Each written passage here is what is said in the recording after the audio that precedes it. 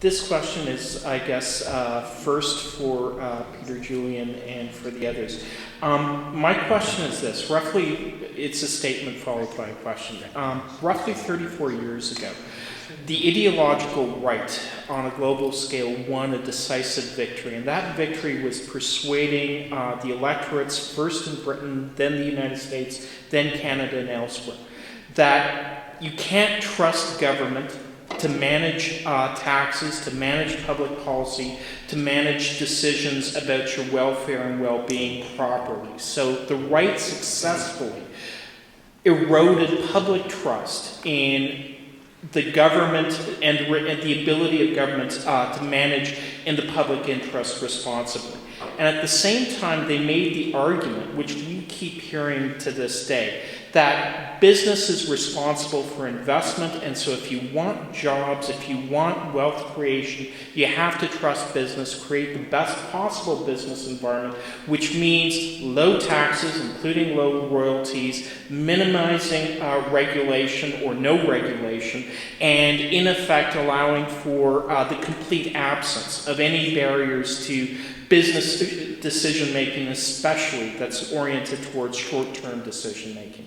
So the fundamental challenge facing anyone, and this doesn't matter whether you're a Lougheed conservative or a Mulcair New Democrat, the fundamental problem facing anyone who wants to see greater regulation and greater wealth capture for the public as opposed to for corporate shareholders is how do we persuade the public, the electorate, to trust government with economic management responsibilities, trust government with higher taxes, including higher royalty levies, and trust government with the authority to limit the decision-making powers of corporations in order to make sure that the public interest is protected by government as opposed to simply trusting businesses to manage it, to produce it as a consequence of their best, of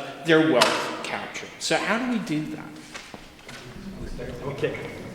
Chips is going to have to probably stop me after 3 minutes because you've really hit the crux, the nut, the core of what the challenge is for 2015 and the challenge here in Alberta. And I don't think it's because the public accepts necessarily the line that Conservatives have been putting out.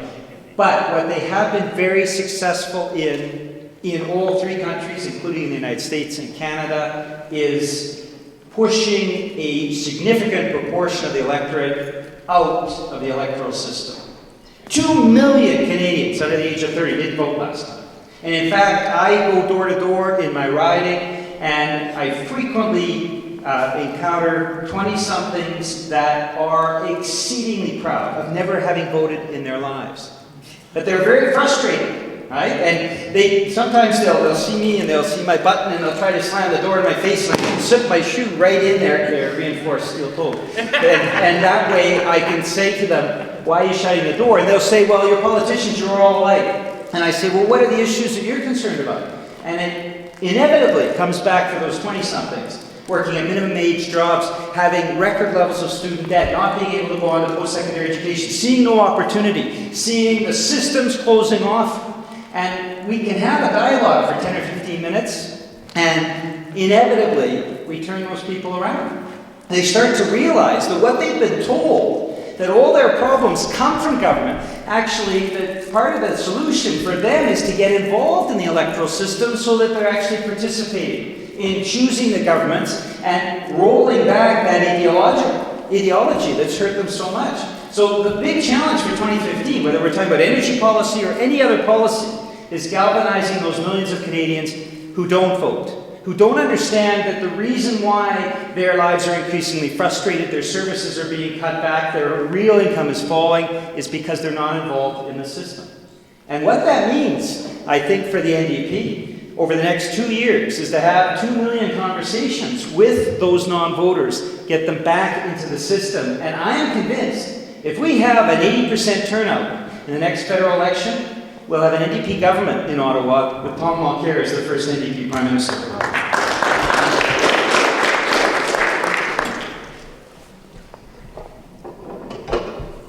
It was a very good question, and I think we don't have to do a whole lot more to recapture what we've lost in 30, 40 years ago.